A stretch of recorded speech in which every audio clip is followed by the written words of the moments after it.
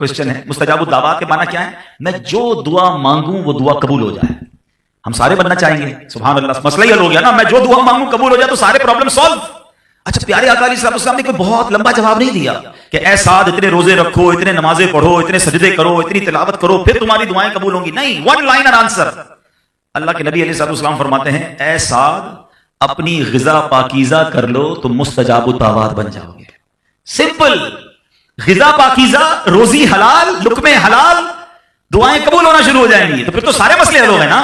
अब दूसरी एक तरफ हराम बहुत सारा है, दुआ कबूल नहीं हो रही, परेशानी नहीं जा रही, और एक तरफ हलाल है और हर दुआ कबूल हो रही। बताओ कौन सा रास्ता अच्छा है?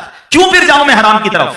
तो काश ये बात हमें समझ आ जाए। आगे चलते हैं। इमाम आज़म अबू हनीफा रज़ियल्लाहु तआला कैसे कमाल की हस्ती है। पैसा बहुत था मगर लोन भी बहुत देते थे, कर्जा बहुत देते थे। अब यहां भी मैं थोड़ा सा बिजनेस कम्युनिटी से बात कर लूं, मुझे मौका मिला है। हमारे यहां एक रिवाज ये जरूर है कि हम सदका खैरात करते, बहुत अच्छी बात है। मेरे आका अलैहिस्सलाम जब मेराज की रात जन्नत पे गए, जन्नत की सैर फरमाई, तो जन्नत के दरवाजे पर आपने लिखा देखा कि सदके का सवाब 10 गुना है और कर्जे का सवाब 18 गुना है।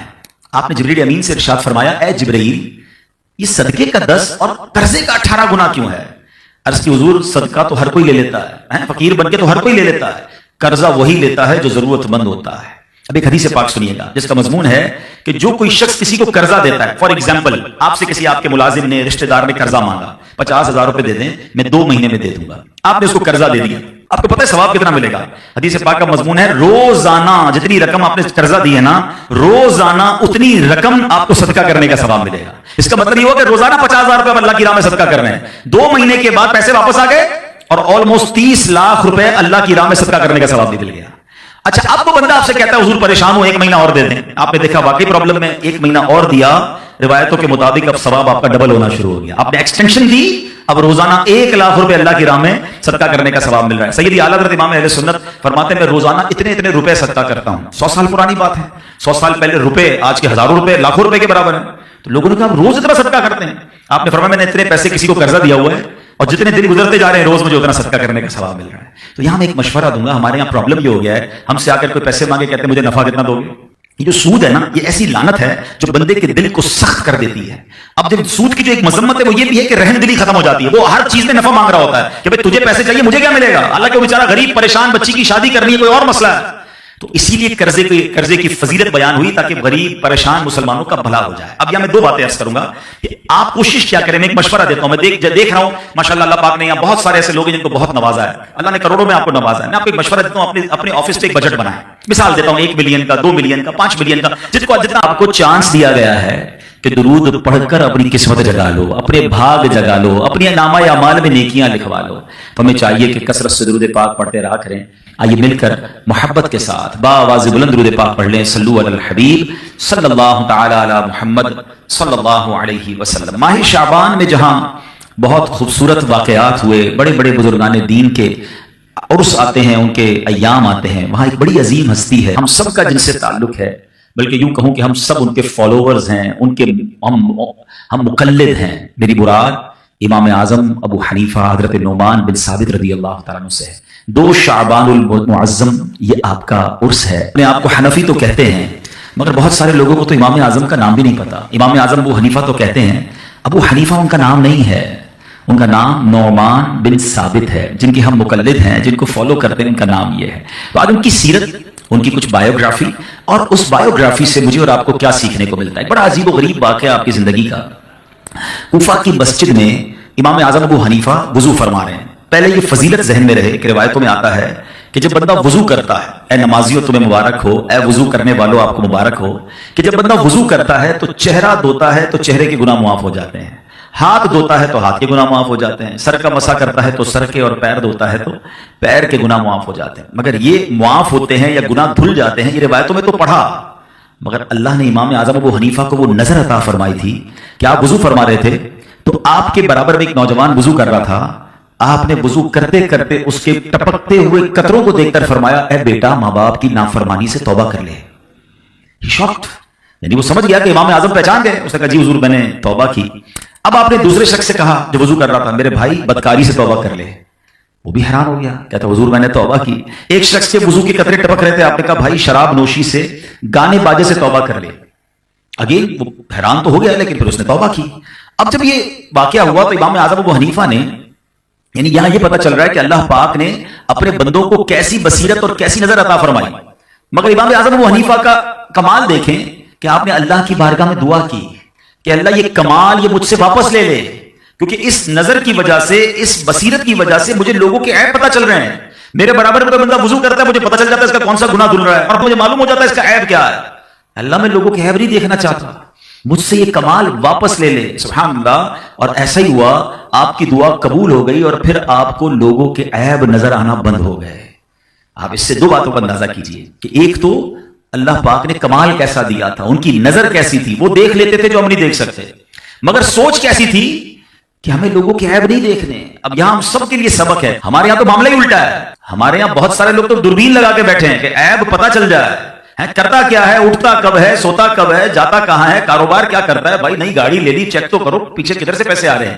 نیا گھر فلاں سوسائٹی میں, ابھی تو گھر چھوٹا تھا اتنا بڑا کیسے ہو گیا. ٹینشن شروع ہو جاتی ہے, یعنی تلاش میں رہتے ہیں کسی کی ترقی کیسے ہوئی, کوئی آگے کیسے بڑھ گیا, کسی کو عروج کیسے ملا. اور اگر پتا چل جائے, دیکھیں انسانوں کی بستی میں رہتے ہیں, میں اور آپ سارے انسان ہیں, فرشتہ تو کوئی نہیں ہے نا, تو انسان تو ہوتا ہی. الانسان مرکب من الخطاء والنسیان. What is the definition of human being؟ پہلے یہ سمجھ لیجیے, انسان کی ڈیفینیشن ہی یہ ہے کہ انسان مرکب ہے, مکسچر ہے مسٹیکس کا اور بھول کا. یہ تو ہوگا, غلطیاں بھی ہوتی ہیں, انسان سے بھول بھی جاتا ہے. تو اگر کسی کا عیب پتا بھی چل جائے, تھوڑی دیر کے لیے مان لیا کہ اس میں یہ پرابلم ہے یا اس کے گھر کا یہ مسئلہ ہے, اب کیا بنتی ہے میری اور آپ کی ذمہ داری؟ تو اسے عیب کو دوسروں کو بتانا, اس کو انجوائے کرنا. ارے بھائی پتا چلا فلاں نے یہ کیا ہے, ہاں اس کے بیٹے کا یہ مسئلہ ہے, وہ بڑی بڑی باتیں نہیں کرتا, ہاں اس کی بیٹی کا یہ مسئلہ ہے. اور یہ میری بہنیں سن رہی ہیں, ان کو تو بس بال ملنے کی دیر ہے نا, پھر تو سیدھا جا کے سارے پورے محلے کو بتانا ہے. کیوں؟ خود سوچئے, مسلمان کا یہ کام نہیں ہے. پہلے تو عیبوں کی جستجو میں نہ رہیں, عیب تلاش کرنے کی فکر میں نہ رہیں, اور اگر پتا چل جائے تو اس کو ایسے بھول جائیں یا ایسے دبا دیں جیسے اپنے عیب کو چھپاتے ہیں. اب میں آپ کو دو حدیثیں سنانا چاہتا ہوں. امام اعظم ابو حنیفہ سے محبت کرنے والے بیٹھے ہیں, امام اعظم ابو حنیفہ کو فالو کرنے والے بیٹھے ہیں, پھر ان کی سیرت سے کچھ سیکھ کر بھی تو جائیں نا. اللہ کے آخری نبی رسول عربی صلی اللہ تعالی علیہ وسلم فرماتے ہیں, یہ حدیث مسلم شریف میں ہے, نبی پاک نے فرمایا جو کسی مسلمان کی تکلیف کو دور کرے, اللہ عز و جل قیامت کی تکلیفوں میں سے اس کی تکلیف کو دور فرمائے گا. Whenever you find anybody, جب آپ کو کوئی شخص نظر آئے جو کسی پرابلم میں ہے, اگر آسانی ہے اس کی تکلیف دور کریں. اچھا یہ بھی بڑا مسئلہ ہے, ہم لوگوں کی مشکلوں کو دور کرنے کا مطلب یہ سمجھتے ہیں کہ یار پیسے خرچ کرنے پڑیں گے. ہر چیز پیسے سے دور نہیں ہوتی. اگر یہ فارمولا درست ہے کہ پیسے خرچ کرنے سے تکلیف دور ہوتی ہے, تو پھر تو کوئی پیسے والا تکلیف میں ہی نہ رہے, مشکل میں ہی نہ رہے. ایسا نہیں ہے. کہیں محبت سے تکلیف دور ہو جاتی ہے, کہیں حوصلہ دینے سے تکلیف دور ہو جاتی ہے, کہیں کسی سے اچھی بات کرنے سے اس کی تکلیف دور ہو جاتی ہے, کہیں کسی کی اچھی جائز سفارش کرنے سے تکلیف دور ہو جاتی ہے. ہمارا پہلے ذہن بن جائے کہ مسلمانوں کی تکلیفیں دور کرنی ہے. نبی پاک فرماتے جو کسی کی تکلیف دور کرے, اللہ کریم قیامت کی تکلیفوں میں سے اس کی تکلیف دور فرمائے گا. Look at the reward. وہاں کوئی مدد کرنے والا نہیں ہوگا. آپ یہاں شاید بہت تھوڑی دیر میں کسی کی تکلیف دور کر دیں, مگر قیامت کی تکلیف دور ہونا اٹس اے بگ ریوارڈ, بہت بڑا انعام ہے. مگر اس حدیث کا جو اگلا حصہ ہے جو میرے ٹاپک سے متعلق ہے, آقا علیہ السلام فرماتے ہیں جو کسی مسلمان کی عیب پوشی کرے, عیب پتہ چل گیا, آپ کے سامنے ریویل ہو گیا اس کا فالٹ, آپ چھپا دیں, عیب پوشی کرے, تو خدائے ستار قیامت کے روز اس کی عیب پوشی فرمائے گا. ہائے ہائے ہائے, قیامت کے دن میرے عیب نہ کھلیں. ہم سب یہی چاہتے ہیں نا. کتنے عیب ہے, کبھی سوچا ہم نے؟ لوگوں سے چھپا کر گناہ کرتے ہیں, لوگوں کو پتہ نہ چلے, ہماری یہ فکر ہوتی ہے ارے بھائی فلاں کو نہ پتہ چل جائے, فون بند کر دو, لائٹ بند کر دو, علاقہ تبدیل کر دو. کتنے جتن کرتے ہیں لوگوں سے چھپانے کے لیے, مگر اللہ کتنا کریم ہے, ہمارے عیب چھپائے رکھے, لوگ کتنی عزت کرتے ہیں ہماری. مگر یہ سارے عیب اگر قیامت کے دن کھل گئے تو کدھر جائیں گے؟ آقا فرماتے جو دنیا میں کسی کی عیب چھپاتا ہے, اللہ قیامت کے دن اس کی عیب چھپائے گا. ایک اور جگہ اللہ کے نبی علیہ السلام فرماتے جو شخص اپنے بھائی کا عیب دیکھ کر اس کی پردہ پوشی کرے تو وہ جنت میں داخل کر دیا جائے گا. اگر جنت میں جانا ہے, اٹس اے بیوٹیفل وے. عیب پتہ چل جائے چھپائیں. جس طرح اپنے بچوں کے عیب ہم نہیں چاہتے, کہتے ہیں نا ہمارے ایک جملہ بڑا مشہور ہے, یار گھر کی بات گھر میں رہنے دو, تو دوسرے کی گھر کی بات بھی اس کے گھر میں رہنے دو نا. اس کی گھر کی بات کیوں محلے میں لے جانی ہے, اس کے گھر کی بات کیوں سوشل میڈیا پہ ڈالنی, کیوں انجوائے کرنا ہے. عربی کا ایک مقولہ یاد کر لیجئے, بڑا خوبصورت ورڈ ہے, من ضحکا ضحکا. جو ہنستا ہے اس پر بھی ہنسا جائے گا. جو لوگوں پر ہنستے ہیں نا, مذاق اڑاتے ہیں, دیکھا اس کے بچے نے, دیکھا اس کی فیملی نے, دیکھا اس نے یہ کیا, کبھی بھی نہیں. کہیں ایسا نہ ہو تھوڑے دنوں بعد یہ آپ پر آفت آ جائے, पता भी चल गया, ऐब छुपाएं। सुभान अल्लाह। इमाम आज़म अबू हनीफा रज़ी अल्लाह तआला की सीरत से ये बात हमें सीखने को मिलती है। अब आइए मैं थोड़ा सा आपका तारुफ, आपकी बायोग्राफी, जैसे मैंने कहा जो हम सबको पता होनी चाहिए। आपका नाम नौमान, आपके वालिद का नाम साबित, आपकी कुन्नियत अबू हनीफा और लक़ब इमाम आज़म है। आप सन 80 हिजरी में कूफा में पैदा हुए, 70 साल की उम्र पाई, 2 शाबानुल मुअज़्ज़म 150 हिजरी में आपने वफात पाई। आज भी आपका मज़ार बगदाद मुअल्ला में माशाअल्लाह लाखों आशिकान रसूल के लिए मर जाए खलाइक है। आप आइम्माए अरबा, याद रखिएगा 4 इमाम हैं, इमाम आज़म अबू हनीफा, इमाम शाफ़ई, इमाम मालिक, इमाम अहमद बिन हम्बल रज़ियल्लाहु तआला मजमईन। ये बरहक, ये चारों बरहक हैं, चारों के खुश अकीदा मुकल्लिदीन, आपस में भाई भाई हैं। इमाम आज़म अबू हनीफा इन चारों इमामों में सबसे बुलंद मर्तबा हैं और उसकी एक वजह यह है कि आप ताबई हैं। ताबई किसको कहते हैं? नबी पाक अलैहिस्सलाम को किसी ने ईमान की हालत में देखा या प्यारे आका की सोहबत पाई और उसका ईमान पर इंतकाल हुआ, वो सहाबी। और जिसने सहाबी को ईमान की हालत में देखा या उसकी सोहबत पाई तो वो ताबई, और उसका खात्मा भी ईमान पर हुआ हो। तो इमाम आज़म अबू हनीफा ये ताबई बुजुर्ग हैं। आपने सहाबाए किराम से मुलाकात की, सहाबाए किराम की सोहबत का आपको शरफ भी मिला। इमाम आज़म अबू हनीफा बहुत बड़े बिजनेसमैन भी थे, यहां भी बिजनेस कम्युनिटी के लोग मौजूद हैं, लेकिन उसके साथ साथ इल्म के भी इमाम हैं। आप ऐसे इल्म के पहाड़ हैं कि बड़े बड़े उलमा हैरान हैं आपके इल्म के आगे, और साथ साथ आपकी इबादतों का आलम भी बहुत निराला था। बाज़ औक़ात इंसान जब बिजनेस में बिजी होता है, पढ़ाई लिखाई में बिजी होता है, तो नफली इबादतों के हवाले से उसका जहन नहीं होता। इमाम आज़म अबू हनीफा का यह हाल था कि आपने 55 हज किए, और आप जब मक्का मुकर्रमा में हज करने गए, बाबे काबा आपके लिए खोला गया, आप काबा मुशर्रफा के अंदर दाखिल हुए और काबे में 2 रकात के अंदर आपने पूरा कुरान पाक खत्म किया। देर तक मुनाजात करते रहे, मशगूल दुआ थे कि बैतुल्लाह के गोशे से गैब से आवाज आई, तुमने अच्छी तरह हमारी पहचान हासिल की और खुलूस के साथ खिदमत की, हमने तुमको बख्शा और क़यामत तक तुम्हारे मजहब पर जो होगा, यानी जो तुम्हारी तकलीद करेगा, उसकी भी बख्शिश फरमा दी।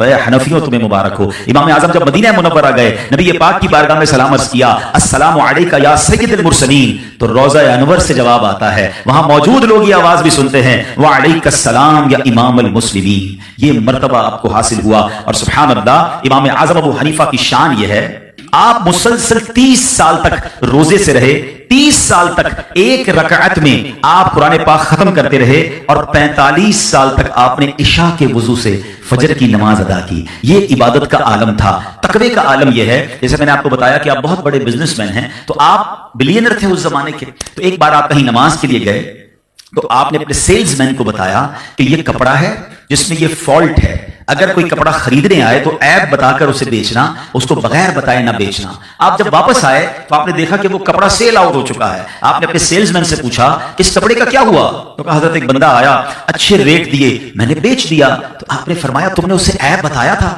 उसने कहा हजरत ऐप बताना तो मैं भूल गया। अल्लाह अकबर, आज हमारा सेल्समैन हो और हमें बताया जनाब मैंने घटिया माल अच्छे रेट में बेच दिया, ग्राहक को पता भी नहीं लगा, हम कहते शाबाश बेटा तू बड़ी तरक्की करेगा। ऐसे सेल्समैन चाहिए जो हमारा सारा माल बेच दे।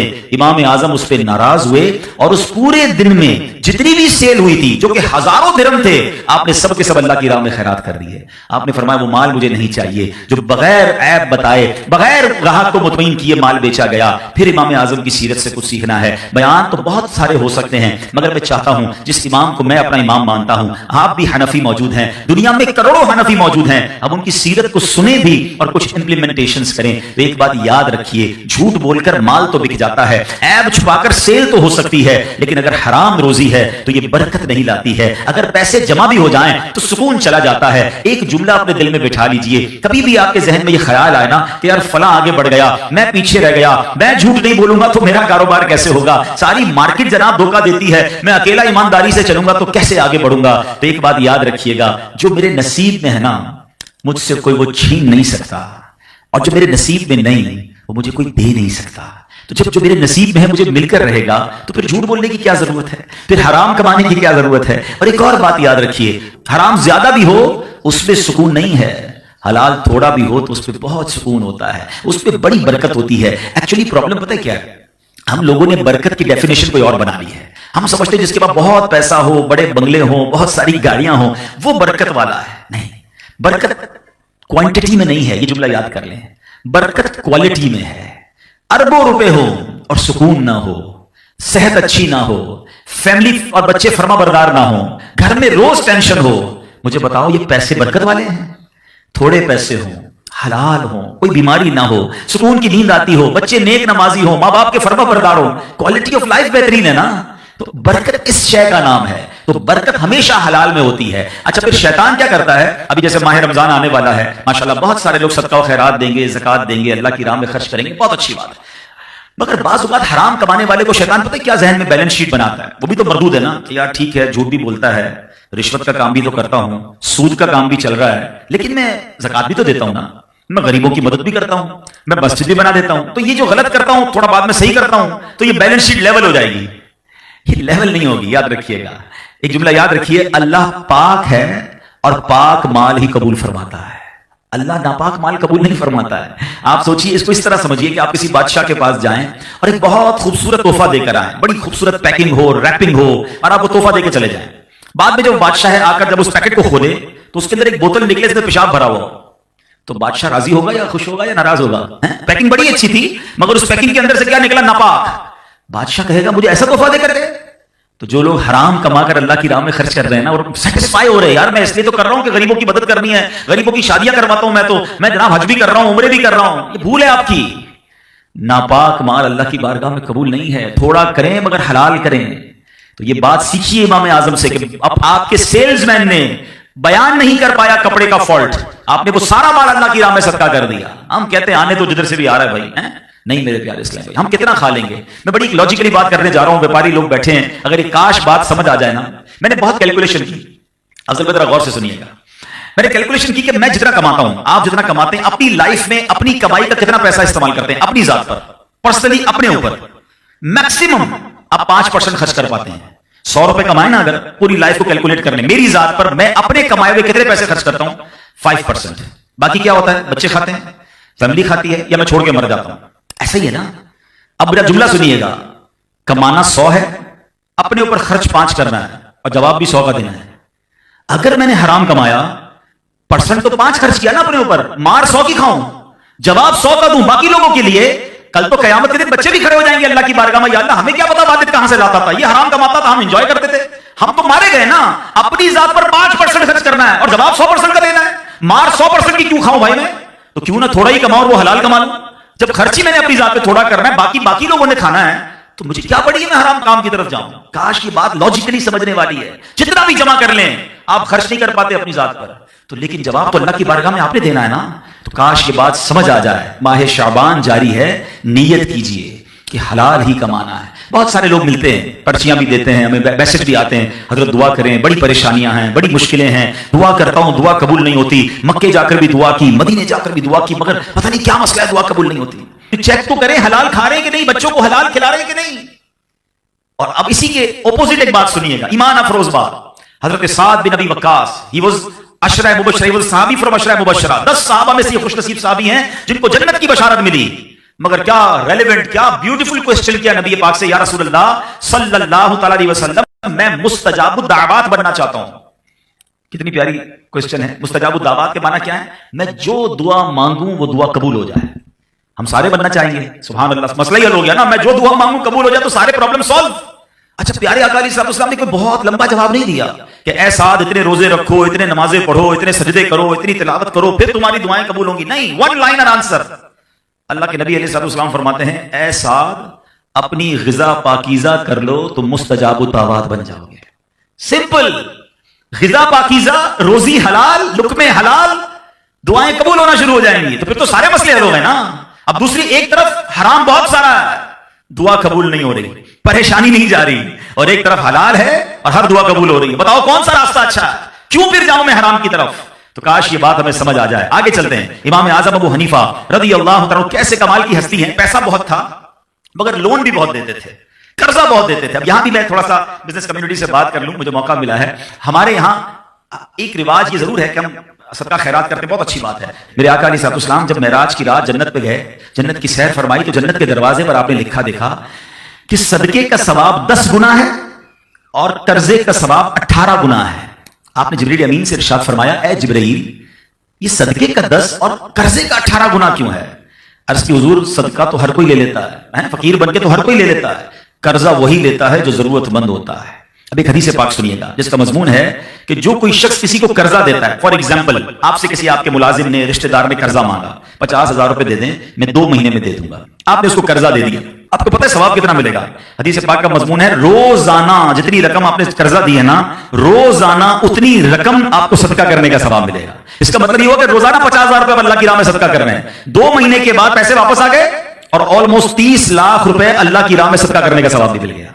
अच्छा, अब वो बंदा आपसे कहता है हुजूर परेशान हो, 1 महीना और दे दें। आपने देखा वाकई प्रॉब्लम में 1 महीना और दिया, रिवायतों के मुताबिक अब सवाब आपका डबल होना शुरू हो गया। आपने एक्सटेंशन दी, अब रोजाना 1 लाख रुपए अल्लाह की राह में सदका करने का सवाब मिल रहा है। सैयदी आला हज़रत इमाम अहले सुन्नत फरमाते हैं मैं रोजाना इतने इतने रुपए सदका करता हूं। 100 साल पुरानी बात है, 100 साल पहले रुपए आज के हजारों रुपए, लाखों रुपए के बराबर है। तो लोगों ने कहा रोज इतना सदका करते हैं। आपने फरमाया मैंने इतने पैसे किसी को कर्जा दिया हुआ है और जितने दिन गुजरते जा रहे हैं रोज मुझे उतना सदका करने का सवाब मिल रहा है। तो यहां मैं एक मशवरा दूंगा, हमारे यहाँ प्रॉब्लम ये हो गया है, हमसे आकर कोई पैसे मांगे, कहते हैं मुझे नफा कितना दोगे। ये जो सूद है ना, ये ऐसी लानत है जो बंदे के दिल को सख्त कर देती है। अब जब सूद की जो एक मजम्मत है वो ये भी है कि रहम दिली खत्म हो जाती है। वो हर चीज में नफा मांग रहा होता है कि भाई तुझे पैसे चाहिए, मुझे क्या मिलेगा। अल्लाह के बेचारा गरीब परेशान बच्ची की शादी करनी है, कोई और मसला है। तो इसीलिए कर्जे की फजीलत बयान हुई ताकि गरीब परेशान मुसलमानों का भला हो जाए। अब यहां मैं 2 बातें अर्ज करूंगा कि आप कोशिश क्या करें। मैं एक मशवरा देता हूं, मैं देख रहा हूं माशाल्लाह अल्लाह पाक ने यहां बहुत सारे ऐसे लोग हैं जिनको बहुत नवाजा है, अल्लाह ने करोड़ों में आपको नवाजा है। मैं आपको एक मशवरा देता हूं, अपने ऑफिस पे एक बजट बनाएं। मिसाल देता हूं 1 मिलियन का, 2 मिलियन का, 5 मिलियन का, जितना अल्लाह ने आपको नवाजा है, और आप अपने ही मुलाजिमीन में, अपने ही रिश्तेदारों में जिसको आप समझते हैं गारंटी लेने की आपको इजाजत है, आप उसकी सैलरी में से काट लें, उससे कोई गारंटी रख लें, आप निजाम जरूर बनाए कर्जा वापस करने का, उसमें कोई हर्ज नहीं है। लेकिन अगर मिसाल के तौर पे आपने 5-10 लाख रुपए कर्जा लोगों में बांट दिया तो रोजाना 10 लाख रुपए अल्लाह की राह में खर्च करने का आपको सवाब मिलेगा और मुसलमानों की गमखारी अलग हो जाएगी। तो ये एक बहुत बड़ी नेकी है जिसको हमें इसको रवाज देना चाहिए। आजकल मुश्किल भी बड़ी है। सेकेंडली, अब शरीयत जो कर्जा लेकर टाइम पे वापस नहीं देते ना, उनको भी समझाती है। और वो क्या है कि अगर आपका टाइम आ गया है और आप दे सकते हैं, फिर भी अगर आप नहीं देते तो फरमाया हर घड़ी आपका गुनाह का मीटर जारी हो जाता है। तो वो लोग जो किसी से पैसे लेते हैं, इससे पहले कि वो हमसे मांगे, हमें टाइमली उसे लौटा देना चाहिए ताकि हम गुनाहगार ना हो। तो बहरहाल मेरे प्यारे इस्लामी भाइयों, इमाम आजम जो इतने बड़े इमाम है ना, मगर इतने बड़े इमाम होने के बावजूद अपनी वालिदा का अदब कैसे करते थे। आखिरी बात, सुभान अल्लाह, कि आपकी वालिदा जो थी वो आपके इलाके में एक मस्जिद के इमाम साहब थे, उनसे बड़ी मुतासिर थी, वाइज थे, तकरीर करते थे। तो आपकी वालिदा आपको कहती कि जाकर उनसे मसला पूछ कर आओ। अब अजीब बात है, आप करोड़ों हनफियों के इमाम हैं, फिक्र के इमाम हैं, मुफ्ती आजम हैं, और मां कहती है मुझे मस्जिद के इमाम से मसला पूछना है। किसी मौके पर मां से ये नहीं कहा कि मां तुम जानती नहीं मैं कौन हूं, मैं तो दूसरों को तदरीस करता हूं, मैं दुनिया भर में मेरा फतवा चलता है और मैं मस्जिद के इमाम से पूछने जाऊं। कहते लब्बैक। उस मस्जिद के इमाम साहब के पास जाकर कहते मां ने फला मसला पूछा है। इमाम साहब कहते हजरत आप मेरे हुजरे में आ गए, आप इतने बड़े मुफ्ती है, आप अपनी वालिदा को जवाब देकर नहीं, अम्मी ने आपका फतवा मांगा। ठीक है फिर आप ही लिख दे, मैं उस पर साइन कर देता हूं। इमाम आजम फतवे का जवाब लिखते, वो साइन करते, मां को आकर कहते मां इमाम साहब ने ये जवाब तस्दीक कर दी है। मां खुश हो जाती। एक दिन मां कहती मैंने खुद जाना है। करोड़ों हनफियों के पेशवा मां को खच्चर पर बिठाकर उसकी रकाब थाम कर कूफा की गली में लेकर जा रहे हैं और लोग देख रहे हैं कि इतने बड़े इमाम अपनी मां की सवारी को लेकर जमीन पैदल चल रहे हैं और हुजरे के बाहर जाकर खड़े हो गए। वालिदा इमाम साहब के पास गई, फलां वाइज के पास गई, मसला पूछा, इमाम आजम बाहर खड़े रहे, वो मसला पूछ कर आई, वालिदा को लेकर घर आए। ये है अदब। एक बात सीखो, आप दुनिया में कहीं भी पहुंच जाएं, कितना ही नाम क्यों ना हो जाए, कितनी ही शोहरत क्यों ना हो जाए, कितना ही मकाम क्यों ना मिल जाए, मां बाप से कभी मत कहना मैं बड़ा आदमी बन गया। हम माँ बाप के बच्चे ही हैं। जो कुछ मुझे और आपको मिला है ना, वो माँ बाप के सदके मिला है। जो अदब करते हैं वो नवाजे जाते हैं। ऐसी नहीं इतना बड़ा नाम हो गया इमाम आजम का, ऐसी माँ की दुआएं ली कि आज देखिए करोड़ों हनफियों की आप पेशवा हैं और सदियां गुजरने के बाद भी आज हम उनका जिक्र कर रहे हैं। अल्लाह करीम तुर्बत इमाम आजम पर करोड़ों रहमतों की बारिश नाजिल फरमाए, उनके सदके हमारी मगफिरत फरमाए, उनके तकवा, परहेजगारी, खौफे खुदा का रब अज़्ज़ व जल हमें भी हिस्सा नसीब फरमाए। तो मेरे प्यारे इस्लामी भाइयों, चंद बातें मैंने उनके बारे में अर्ज की, कोशिश कीजिएगा, याद रखकर उस पर अमल कीजिएगा। अल्हम्दुलिल्लाह ऐसी प्यारी बातें दावत इस्लामी के माहौल में सिखाई जाती हैं।